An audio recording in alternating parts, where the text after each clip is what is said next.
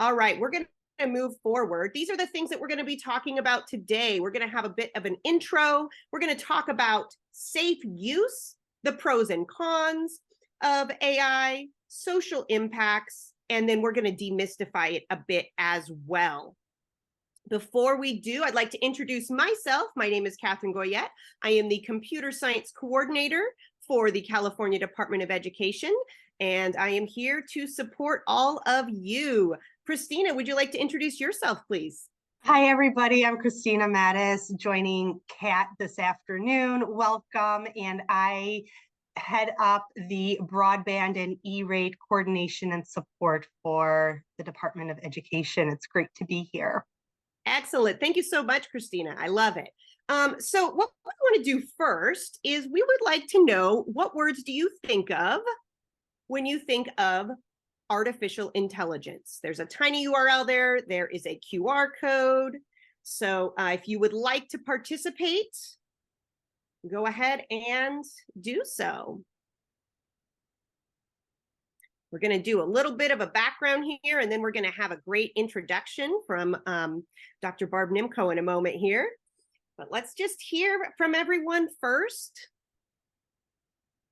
What do you think of when you think artificial intelligence? All right. Or so to answer that, if you would like.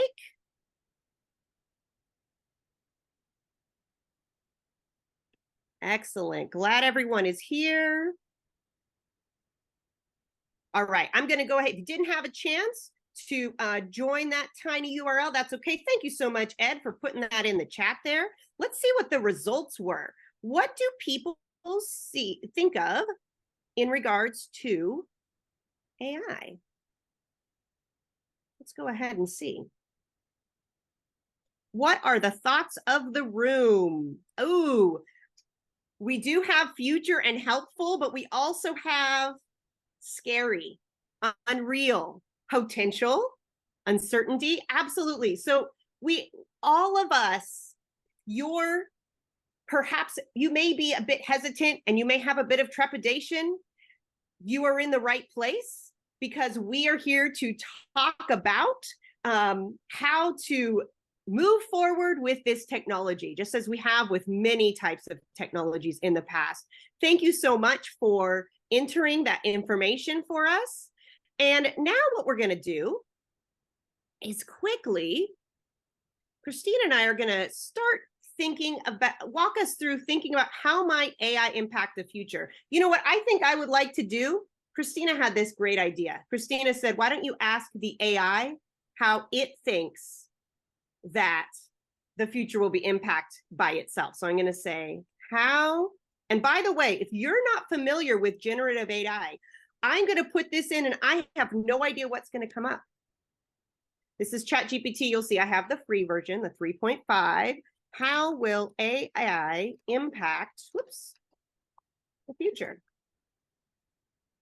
Let's see what it says. If you had not seen ChatGPT in action, this is how it works. Automation of routine tasks, enhanced decision-making, personalization, healthcare advancements, autonomous vehicles, all sorts. Oh, here's education and training. AI-driven personalized learning platforms can adapt to individual students' needs, potentially revolutionizing education and training. I will say, we wholeheartedly believe here at CDE that educators, all of you, are vital and important, because there are so many things that AI cannot do. There are human emotions. There's that relationship with educators that we believe is vital. Let's talk a little bit about where AI is projected to be in the future. According to World Economic Forum, 1.1 billion jobs will likely be radically transformed within the next decade due to AI. And the workplace of the future, according to that 2023 report, calls for AI and machine learning, cloud computing, product management, and social media. What you'll see in that report is that the tasks completed by machines versus human is projected to rise in the next 5 years. And businesses themselves, the large majority of businesses are wanting to move forward with utilizing AI as well. So it is here. So we looked a little bit toward the future. We can't really predict the future, but what we can do and what can sometimes be helpful is to think about how we approached emerging technologies in the past. So looking at the rear view mirror, so to speak. Christina, do you remember this technology? I remember my TI-82. Yes, I had one of those as well. And spelling words with numbers. Yes, yes. Which was, they might have been some words that your teacher wouldn't have liked to see, right? Never from me. I'm such a rule follower. Love it. So when the calculator came out, there was some concern. And I will say that I remember as a student sitting in a classroom where teachers told me, you have to know your math facts because you will not have a calculator in your pocket all the time. Well, guess what? I have an encyclopedia in my pocket all the time. So that is to say that we don't really know what the world is going to be like with these technologies, but I'm fairly certain that they will be a part of our students' worlds and of ours as well. Anyone remember this? Oregon Trail. Okay, this is how on an Apple IIe, I remember playing Oregon Trail. And it is true that gamification is still alive and well in education. That was probably the best way I learned some great new vocab words like dysentery. Agreed. All right, well, as is the case with technology, you'll see there's a little broken link here. It was supposed to make the dial-up modem sound, and I was going to say, who remembers that, right? So I remember when AOL came online, and that was the way that a lot of us got onto the internet. And what did you use, Christina, in school when the internet first came out? What did you use it for in school? Oh, I want to say I was almost out of school when internet showed up. But no, you weren't. You're super young, Christina. It's boy level A. I will say for word processing, just the very basic foundational substitution of word processing.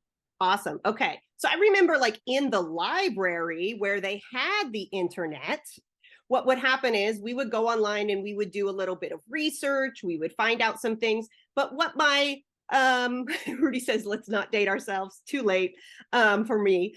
But what my teachers probably didn't realize is that I was curious. Our students are curious. They have technology all around them and they are learners. And so I remember as a student going home or going to my friend's house and getting online and talking to complete strangers in chat rooms. And now I think, wow, there was no education about what I should and shouldn't say in those chat rooms. And I don't think any adult knew that I was doing that, right? So there are things we definitely want to become educated so that we can teach our students how to live in this world.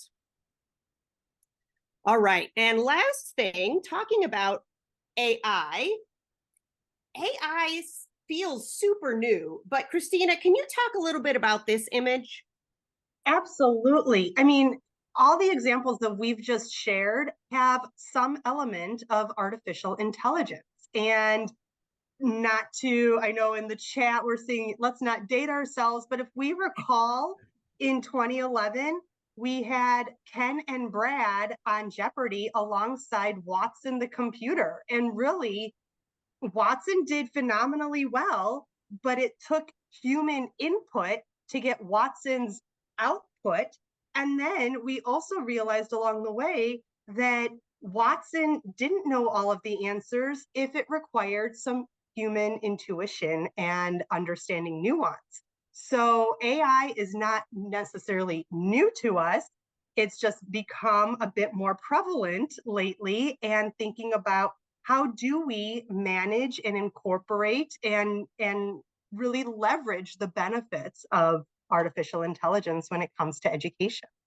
Thank you so much. I do want to point out as well, if you are on Facebook, you can, there's a setting on Facebook to be able to see the transcription as we are talking. And also it's been enabled on Zoom if you would like to look at the bottom and turn on your closed captioning as well.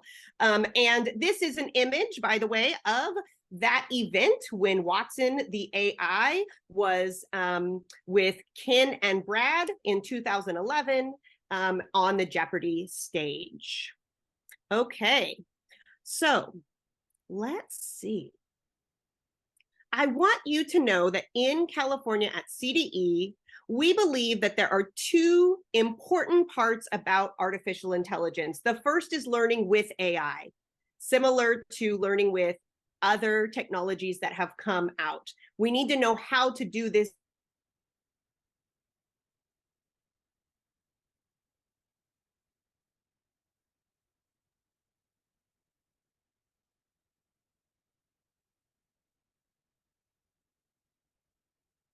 Oh, goodness. And I thought that was me only who froze. Kat, can you repeat probably the last 10 seconds or so of what you had said? Yes, and I'm going to turn off my camera because that may help as well. Thank you for that. So we know AI knows it's being talked about. I love that, Justin. So at CDE in California, we believe it's important to do two things in regards to educators and students and artificial intelligence. We want educators and students and ourselves. I'm always a learner. AI technologies are moving very quickly. We want to learn with AI appropriately, and we want to learn about AI. Learning with AI is kind of the ed tech portion, and the learning about AI is a bit more computer science. And we'll get into that a little bit as well, but we believe it's important for everyone to have some fundamental skills within that. Before we move forward, I would like to ask Barb Nimco, who has been jumping into this AI world and inspiring her educators to start to explore what it will look like. I'd love for Barb to share with us, how can the educational community respond to the emergence of AI? So let's please welcome Barb and feel free to begin sharing your insights with us. Oh, thank you. I think you ladies have done a wonderful job sharing the introductory insights. I think we know people as a species are very predictable. We don't like change. And we saw that when the motorized vehicles were replacing the horse and buggy. People said, no, no, no. Why would we do that? We have a lovely carriage and a delightful horse. And we are dating ourselves. Yes, I remember buying the first Texas Instrument calculator for my then college boyfriend. So that really dated me. And basically what it did was the 4 operations: addition, subtraction, multiplication, and division. And we thought it was a crazy miracle, and math teachers totally freaked out. So it's been around for a very long time, and we use it every day. It finishes your sentences for you every time you write an email, which sometimes makes me crazy because it never finishes it the way I was planning to. We ask Alexa or Siri to look up information all the time. And many of you have seen the video of the baby in the high chair who's sitting there and she's telling Alexa to play Old MacDonald. Alexa, play Old MacDonald. And Alexa doesn't quite understand and she gets angry. Alexa, play Old MacDonald. So they're using it from birth these days. We can't pretend it doesn't exist. And suddenly along comes ChatGPT, and we really freak out because that was probably adopted faster than anything I can remember in modern times. So why is it so important to us as educators? Well, a bunch of reasons. One, it probably is going to be a requirement for all jobs. It's becoming totally ubiquitous. And 2, there are many ethical questions about it, more so than when teachers were worried that kids wouldn't learn the multiplication tables. People are taking the bar, they're using chat for things like that. I think what's important for us is we have the opportunity to work with kids to discuss the ethics around it. When do you use it? When do you not use it? When do you tell people that you've used it? And we want them to learn that in school, because otherwise they're going to learn it on the job when they've done something unethical and get fired.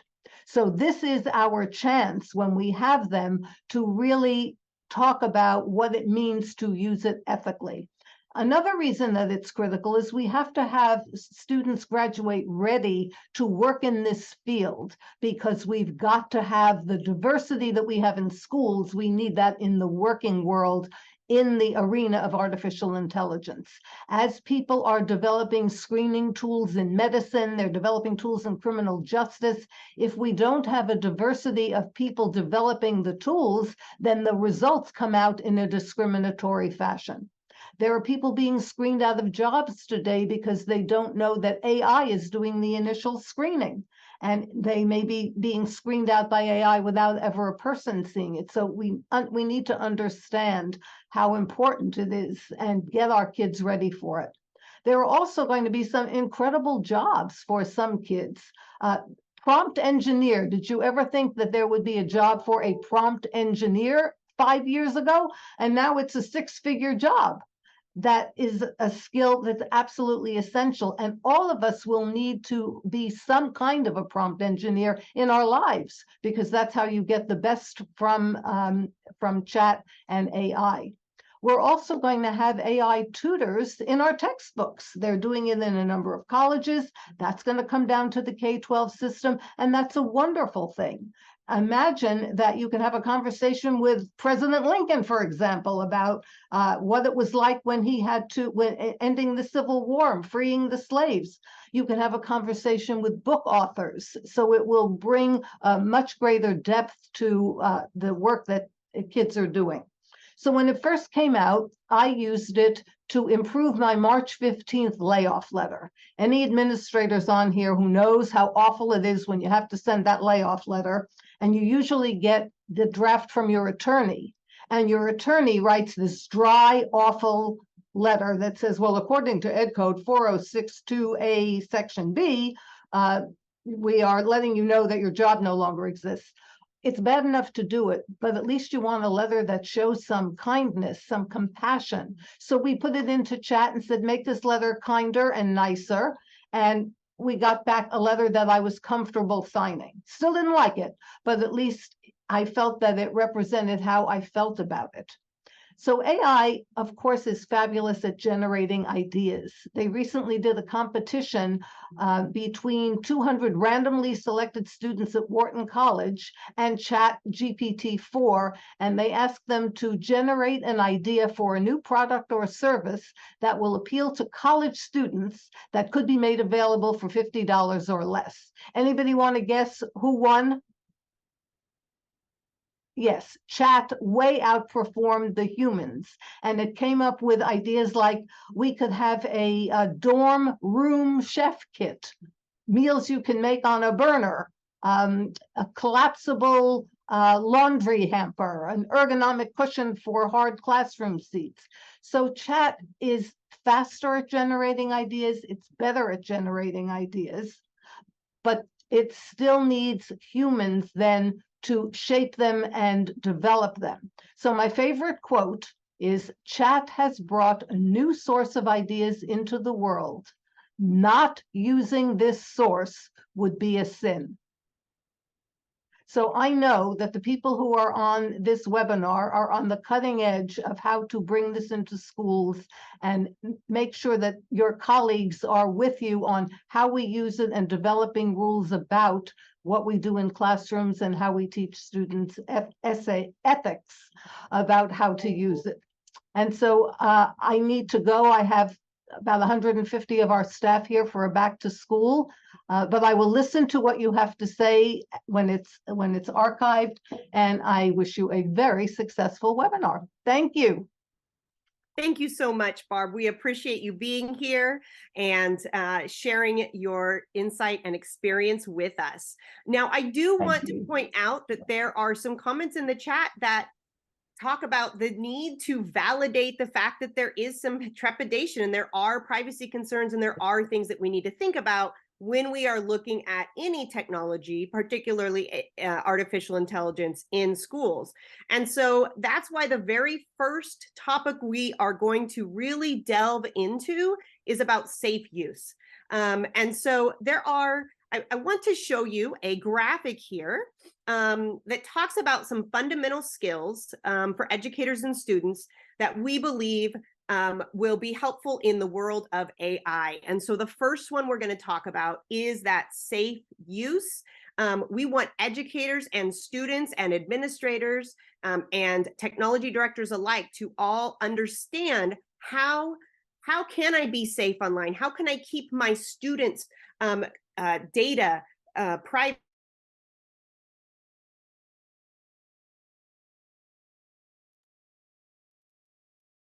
And thinking to keep going on Kat's thoughts, how do we keep our students? Resources Division of Stanislaus County to be here again. And Bert, you could go ahead and begin when you're ready. Okay, thank you very much, Kat. So just wanted to start out by saying that I work with a division that deals with both technology security and ed tech professional development. So this is an interesting question to wrestle with when I'm looking at both sides. So the topics that I would like to address obviously are how to work with your technology department, terms of use, PII, privacy policy, software approval process, and digital citizenship. So when you're talking about the use of AI tools, please, please, please include the technology department in your conversation. You know, we definitely know, technology directors know that blocking artificial intelligence tools was a very short-term solution. So the idea that, you know, you had state departments of ed and various districts that blocked ChatGPT right out of the gate, that's turning around. And you know, directors of tech know that it's an equity issue as well. If you block that only on school devices and school networks, students who have the means will simply use some other way to get to that tool, depriving some students from having access. Another concern, obviously, from technology departments is we really would prefer not to see any shadow IT, and that is the concept of you know, accounts or services that we don't know about being used on the network. So we do understand that long-term solutions will need input from everyone. So Kat, I'm on slide 22, terms of use. So really, one of the things that I would really prompt people to look at is to review the terms of use of any AI tool that you are going to try and use. And this is both for staff use and student use. And so what I've got on the screen here is the age restrictions that are in the terms of use for ChatGPT. This is OpenAI's terms of use. So as you can see here, students as young as the age of 13 are allowed to use this service, but they require parental permission. Okay, so if you're over 18, then obviously you can create your own account. So that's an important thing to consider in terms of use. Shannon, I saw your question in the chat about, you know, what sort of tools can students use. Feel free to put your email address in the chat, or if people want to put in the chat what sort of tools their students are using. Would be happy to kind of see people collaborate on that. But you know, definitely pay attention to terms of use if you're going to have student use. We've kind of taken it a step further at the Stanislaus County Office of Education, in that we are asking staff to kind of let the technology department know if they would like to create an OpenAI account with their work email address, because that allows us a little bit more visibility into the type of data that they may be putting in there. You know, perhaps the ability to pull back data if we need to at some point. Talking about data, obviously, the most important thing that we're trying to safeguard is personal identifiable information. And what I wanted to make sure that was expressed is, this term is thrown around a lot, but people may not necessarily know what is considered personal identifiable information. And when you're talking about staff use of artificial intelligence tools such as ChatGPT, some people are looking at the idea of, hey, this can help me write an IEP. This could help me write, a 504 plan. That's great, but please remember not to put student names in there or medical conditions or that type of thing, because the last thing we would want is for that type of tool to have a data breach and then have that information get out into the wild. So again, that involves taking a look at the privacy policy. And so if you take a look at, the privacy policy of a tool such as ChatGPT, on the next slide, we've got a screenshot of OpenAI's privacy policy, and they tell us what information that they are going to collect. And so they do say, we're going to collect user content. We're going to find information that you input into your chats. So that's something that you need to be aware of if you're going to use that tool. Further on in that privacy policy, it does talk also about what is that data used for. Are they going to go ahead and sell it to advertisers? What are they using that for? So please pay attention to that. Along with that, please make sure that as you look at tools, you're trying to talk with your technology department about what is their software approval process. Most districts should be walking any tool through a student data privacy agreement. And again, those questions that are asked is, what data is collected? If the data is stored and the district ever terminates service, does the district have the option of deleting that data? If there is a data breach, is the district going to be notified? This is really going to be important because there is now a requirement for school districts to report data breaches that either affect or are suspected of affecting more than 500 individuals. So you can imagine that if a district has all of their students going to, Canva Magic Write and putting in information, and then Canva reports a data breach, that's something that a district may need to let parents know about. Along these lines, many of these tools, like the one we talked about with OpenAI, require parental permission. So that should be something that districts look at as part of an acceptable use agreement. And then lastly, obviously in this day and age of artificial intelligence, teaching students digital citizenship is really important, because as much as we try and safeguard them and show the walled gardens of AI in the educational environment, when they go home, they may want to sign up for a tool using their own accounts, using their phones, that type of thing. So it's really important to teach them also to look for what to use, what to look for in terms of use, data privacy. And just as we're trying to verify information that they read online, they need to assess the accuracy of information that generative AI gives them, because as we know in the news, there are definitely things such as AI hallucinations. So those are some of the things that I hope you will keep in mind as you work on protecting both student and educator privacy in this world of AI. Thank you, Bert. That was wonderful. There were some great comments in the chat. Some people are asking about AI hallucinations, and I believe that Sonal might get to that a little bit. If not, I believe Rudy may as well. So certainly, we did talk about safe use. I want to let you know that we are going to have more webinars delving into these topics even more. This is just the first. So we're going to move next to the pros and cons of AI, of artificial intelligence. And so one of the other fundamental skills for educators and students that we believe is important is leveraging the AI capabilities, because there are some wonderful ways that we can utilize AI to increase equity and accessibility, but we also need to learn how to critique those inaccuracies. And those are things that both us as educators as well as our students need to know. And so I would like to introduce Dr. Sonal Patel, who is a program manager for digital learning and computer science from San Bernardino County Superintendent of Schools, to share with us how can we leverage AI capabilities, but also critique those inaccuracies. Thank you so much, Kat. Hi, everyone. Welcome. It's so good to see some familiar faces in here.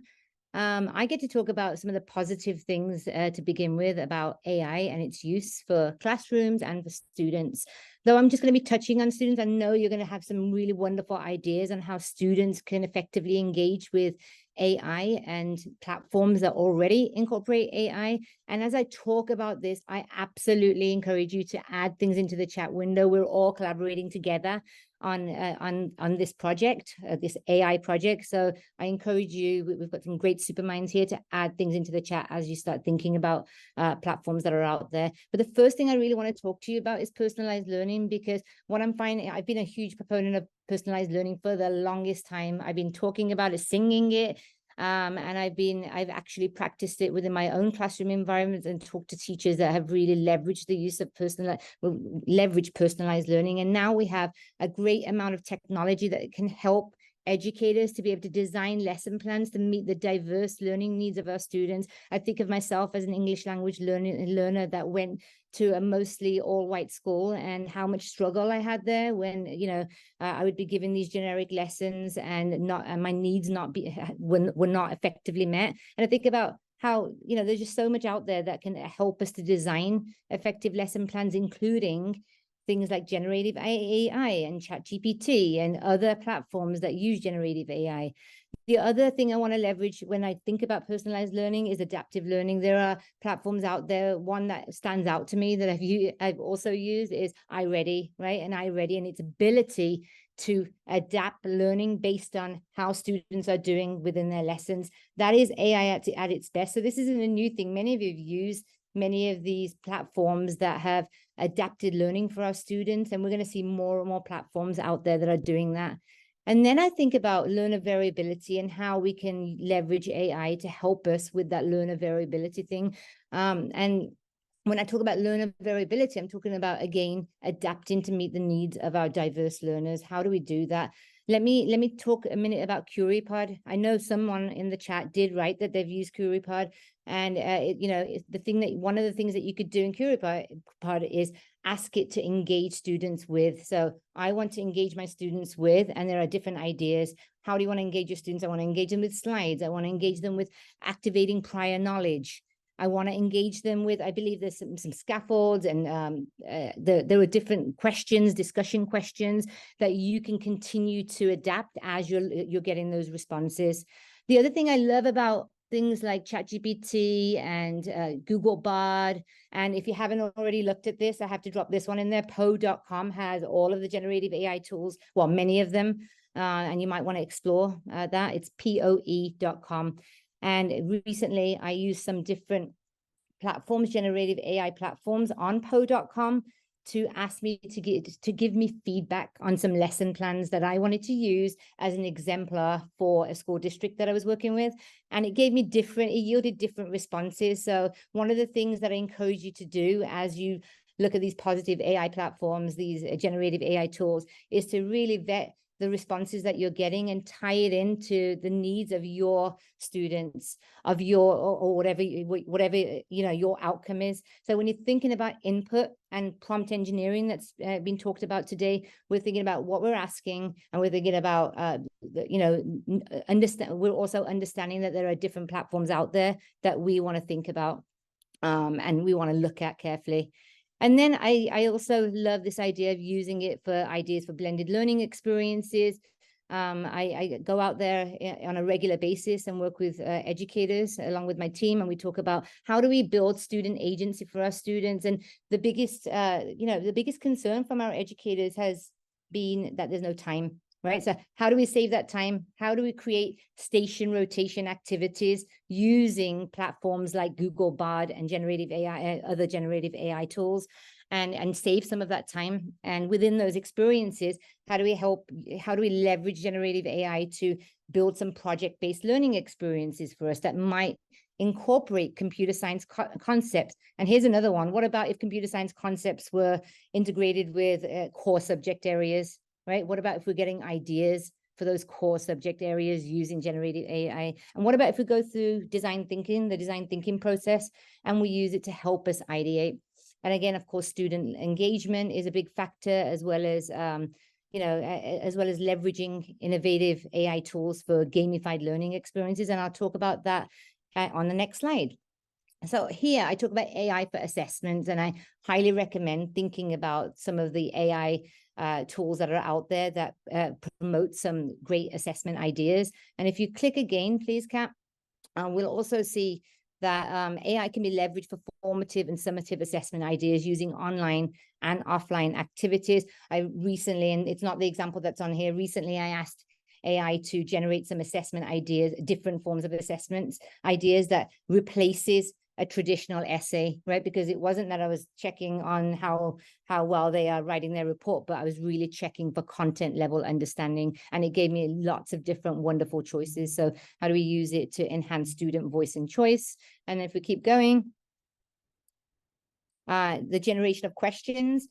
This was one where I used a transcript from a video, and I asked it to generate some questions. So I got a YouTube video transcript. I plugged it into ChatGPT, and it yielded some questions that I could use, some question ideas. And when I encourage you to think about, when you're using these tools, I went through a lot of these questions and rewrote those questions that were related to British history. Of course, I had to ask a question related to British history, but it was just wonderful to be able to collaborate with this platform and generate some new ideas. And then in addition to that, let's keep going. I have a lot of transitions in there. Sorry, Kat. The other thing I've used recently is Kahoot, that generate questions based on what you're asking, and you can continue to ask Kahoot questions, and it gives it yields greater responses as you're continuing to ask, as well as ChatGPT. This morning I worked with a great number of wonderful educators this morning at Bear Valley Unified. I see some people in here from there, and we talked about asking those follow-up questions. So when we're thinking about prompt engineering, we're not thinking about just the initial prompt. We're asking those follow-up questions over and over so that we can meet the learning needs of students. If we can move to the next slide, please. Make sure I give everyone time. There's so much to say, but I am bilingual and I speak 2 languages. And I thought about the Google Bard and how wonderful of a job it does of translating anything that I ask. But I thought, recently I've been using it to translate English to Spanish because of things that I've needed. If you keep going, can you just click away until you've got all of the things on this slide. Thank you. I thought about, let me just see just for a moment whether it'll translate into my first language, Gujarati. It did it, and I was so excited about this, and I'm actually going to use this for personal use and connect with my dad. Shout out to my dad. Connect with him by writing a letter in Gujarati, because I definitely need to brush up on those skills. And then let's think about AI for productivity and efficiency for a moment, right? The amount of things we can do to save time, such as translations and support with emails. How many of you spend so long on email writing? I know I do, and sometimes I just need that little bit of help. What about reports and IEP goal setting? Gives them wonderful ideas, and that's where you as an educator would need to come in and look to see if that goal really meets the needs of your students. And then I put this last bullet, which is about ideas. Let's think about using AI platforms as super collaborators. Let me give Poe.com or, and all the different like Llama or ChatGPT or Google Bard as an example of collaborating and asking those follow-up questions so that you can get the best possible ideas. And then finally, felt like I just gave you a mouthful. As we're doing this, we definitely want to consider these things, right? And somebody mentioned it earlier, I think it was you, Kristen, about that nothing can replace that human connection, that empathy, that kindness, that human touch when you're facilitating learning experiences for your students. And I strongly believe that. We talked about it this morning at Bear Valley. This is a picture from today, actually. And, you know, we had a real long conversation about the necessity for you as an educator, that human connection and students. We go to the next bullet point. And what we want to think about as we're getting, you know, some positive interactions with AI is the risks that it could also have, right? So this is where Kat was talking a little bit about safety, data, privacy. We definitely want to look at district policies and district guidelines before we use the platforms that we think are going to be useful and productive for our classrooms. And then what about transparency and explainability? I think that having these conversations, I do see some administrators here, so I think it's important that we do bring this up. I think it's time to have these conversations. I know some people can be a little, you know, you could be a little nervous about that. And we're going to have some speakers speak in a moment, like Lily, Maura, and Rudy, and they're going to talk more in detail about this and the next bullet, which is about ethical implementation, ethical guidelines and algorithmic bias, because these machines at the end of the day are programmed by a group of programmers. So asking those questions and thinking about whether there's algorithmic biases and thinking about what kind of ethical guidelines we might have for educators and for students is going to be a huge part of this work. And then I think finally, oh, don't forget professional development. You can keep clicking for that one, Kat. Because this morning was really powerful. I think the professional development is going to be a really huge part of the work that is being done. And don't be afraid to, you know, leverage opportunities like this, which Kat, thank you so much again for putting this on. And as you're doing this, vet those tools, think carefully about the responses you're getting from generative AI. Think carefully about the AI tools that are out there that are giving you, you know, joy. I just learned about Brisk today. I haven't learned enough about it for me to be able to, you know, talk about it, but I do want to go into that and see, is this a wonderful AI tool that might help to engage our learners and personalize those experiences. And I think I'm going to leave it there, because I know we've got some other wonderful speakers that are ready to speak to you about, you know, more detailed explanations in other areas. So thank you everyone for listening. It's just been so wonderful being here with you all.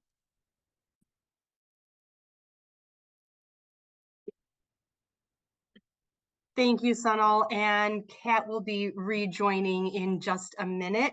With that, I am going to share my screen with the slides to continue our programming of this excellent webinar.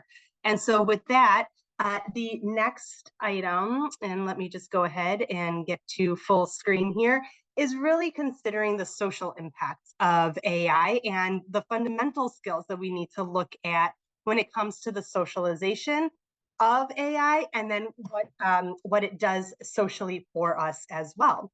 And so with that, I believe I am going in the correct direction. I would like to introduce Lily Maura to engage us with the question of what might we consider regarding the social impacts of AI, and what do we need to know about the algorithms? So Lily, thank you for joining us today. Thanks, Christina. And for the sake of time, I'm going to go through this really quick, but do know that at the end of this, when this is archived, you will also receive an email that's PDF this slide deck, and also Kat will provide all the resources that are hyperlinked in the slide deck. When I think about AI, I think about how transformative this technology is. It's probably the most transformative tech in my lifetime, but I also, the adjectives I come up with, it's as thrilling and fascinating as it is confusing and terrifying. And when I think of those four adjectives, those kind of sum up really good horror films. And I'm just going to leave you with that as we move on. So some of the societal opportunities that we have on the next slide is that, and it's been mentioned a lot today about the impact it has on the workforce, that it frees humans up for more higher level activities that require creativity and empathy. It also, we can talk about healthcare and how the AI systems have improved patient outcomes and reduced healthcare costs. And Sonal talked about education, the potential it has to really change how we work and how it's more, how we can be more time efficient and effective, because we're not spending so much time emailing and lesson planning and all that.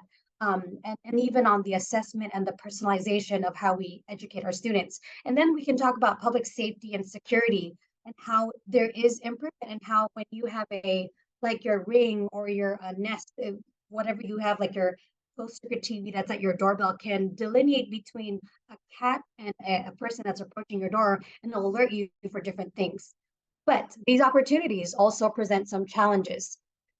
Automation is replacing human workers, and so we are displacing folks from their careers. We have data privacy, and Brett had mentioned about that on the education side, but even on the healthcare side, what's happening with all this data that's being made digital and can easily can be breached? Then we can talk about autonomy and fairness. If you have a healthcare system that can take all this data and provide a recommendation of which patient you have a more likelihood of saving, is it fair that the system is going to tell you which patient to save? Okay, and then also we've also seen, and there's a lot of fear about plagiarism and the whole ethics behind AI, because AI can produce a complete dissertation.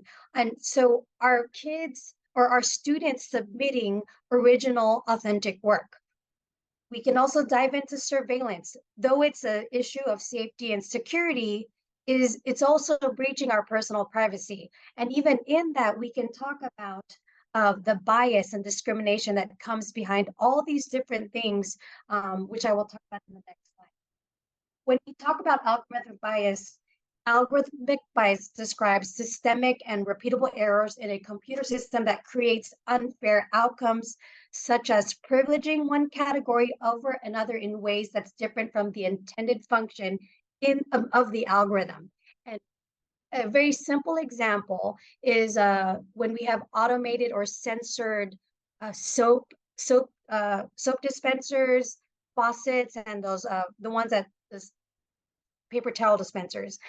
I can't tell you how many times I've struggled trying to get it to give me soap or give me a paper towel.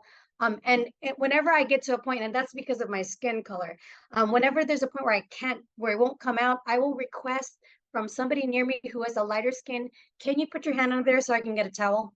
And that's a very simple example of algorithmic bias at play in everyday life. But there are some more intense examples. And in this slide deck, you'll see where these articles are from, that there are platforms that predict which criminals are more likely to reoffend, and they're generally more biased against Black people. There's predictive policing, which sends law enforcement to neighborhoods with larger numbers of racial minorities, regardless of their crime rate. And then we have some job engines that are biased against women. So think about all these things are coming to play that are affecting groups of people who have been historically and systemically marginalized.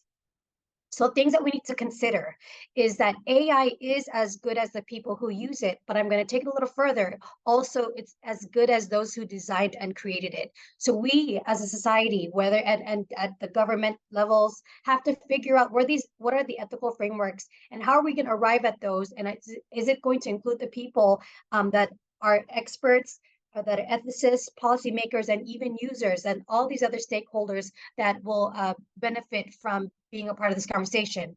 There needs to be some guidelines. People are talking about in the chat, what's the state going to do regarding these things? Some transparency and accountability, and that AI should be developed with diversity and inclusivity in mind. This really brings up the point of why we need to broaden participation in computer science so that students are having the opportunity to engage with it early on, take classes, and if they want to explore it as a major and go into these industries so that the tech workforce mirrors the society it serves. On the very last slide of mine, there's going to be some resources that will be made available to you if you want to learn more about everything that we've just talked about. Thank you.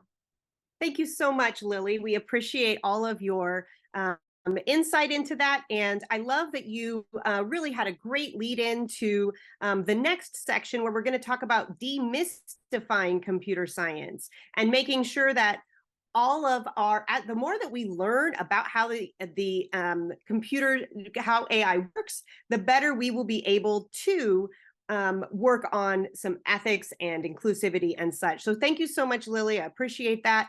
Our final portion here is about demystifying and figuring out how does AI work. And again, these are fundamental skills that we believe are important for both educators and students. So Rudy Escobar, STEM and Computer Science Coordinator from Stanislaus County Office of Ed, is going to talk about how can we build a conceptual understanding of how AI works, and why is that important?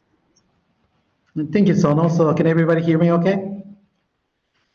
Thank you. So thank you for having me here. I'm going to go very quick because of time to talk about very quick about these important topics of AI. Thank you, everybody that has set this up. So if we can go to the next slide, please. So in the present, I wanted to start with this because I want you to think about how many of you have used or seen one of these. And I definitely know that you have used it, you have seen it, there has been some way that you have encountered one of these things. So what this means is we heard from other panelists talking about this is here. There's no way that we can get out of interacting with AI. Our kids are interacting with AI. Everything has AI now.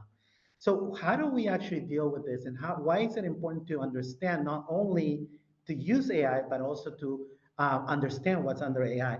Next slide, please.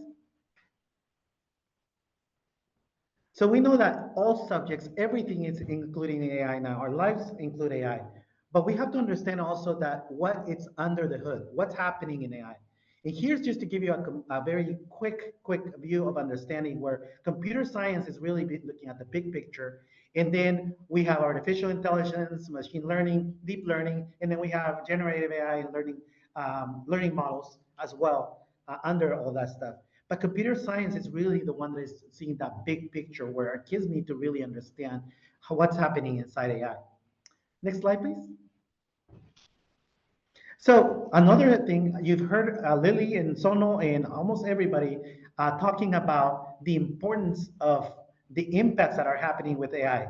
So cheating, bias, all these things that are happening, we have to make sure that that our kids understand what is the impact of using AI and what is the impact of having AI in building those models.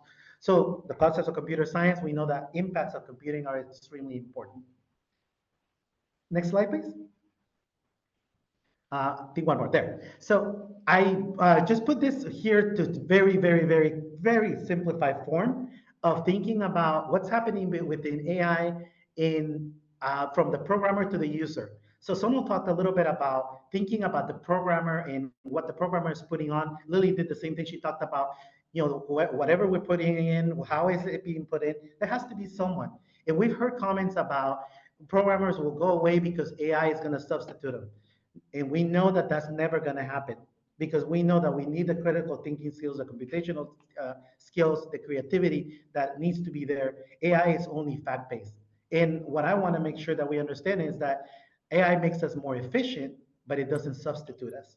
So here's just to give you a quick idea. So if we go to the next slide, we can think about computer science thinking about that big inside picture where machine learning, deep learning are happening, and where a programmer is building AI. But we also have other subjects here. I'm not just going to say that it's computer science, but we have other subjects as well. But unfortunately, if you go to the next slide, most of us live here. We're living in the AI to end user.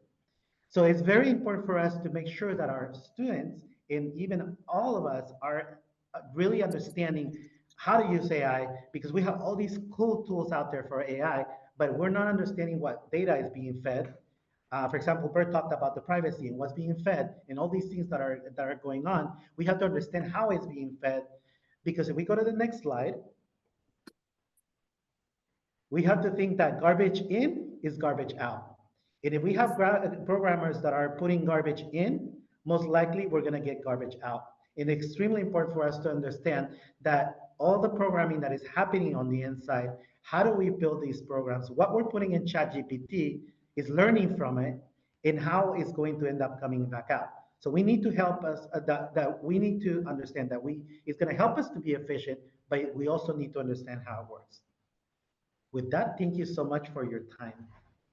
Thank you so much, Rudy. And by the way, look at all these check marks. We have gone over all of these topics, a very brief overview, but what I want you to know is that while you have stuck with us and we're so excited, we are going to delve into these topics even more specifically with more details and more support for you with this webinar series. So let's look at the next slide to see what is going to be coming up. But before we do, I'd like you to think about your next step in the drive toward equitable AI literacy for our educators and students. And what I want you to think about is the fact that statistically, my daughter in this image here, she's in a Tesla, of course, because I had to have a techie example.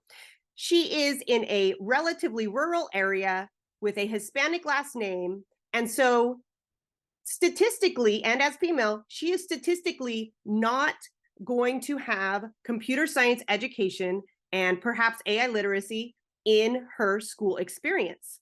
And so for other students like her and other, all the students that are in your midst, I'd just like you to think for a moment about your next step in the drive toward equitable AI literacy for all of our students, making sure that every single student in California has the opportunity to be AI literate. All right, and let's look at the next one. So there are 2 offerings in October. We are going to delve deeper into safety in regards to data collection and user privacy. We are going to be on the 12th, so feel free to join us for that. The registration links are there. You are also going to get all of this information emailed to you. All registrants will get this information emailed and some resources as well. And then we're going to be talking about AI prompting and AI errors in the October 23rd offering. We can move to the next slide. Please feel free to connect with me if you have any questions. I have a listserv that goes out that has all sorts of AI and computer science opportunities that you can join. That'll be in the email, so we'll move forward. And Christina is going to talk about a special invitation quickly. Yes, and special invitation from the Chan Zuckerberg Initiative. The group there is inviting educators on Monday, October 9, to help with their Innovation Day. And so if you are interested in how making the technology products that you and your students made better, please feel free to complete the survey that is linked here. And educators will be thanked with breakfast, lunch, and snacks, along with a $300 Amazon gift card for your time.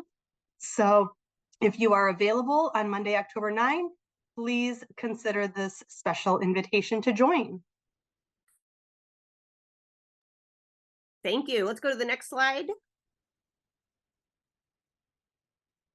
All right, I want to thank you for all you do, and I also want to let you know that there are some there's going to be a link to more information about AI that CDE came out with that'll be in your email, so be watching out for that, as well as the resources that were shared here and a PDF of this session. The recording will, once that is available, I will also be sure to send you the recording. It'll take some time before it's ready, but we'll make sure that all registrants have that emailed to them.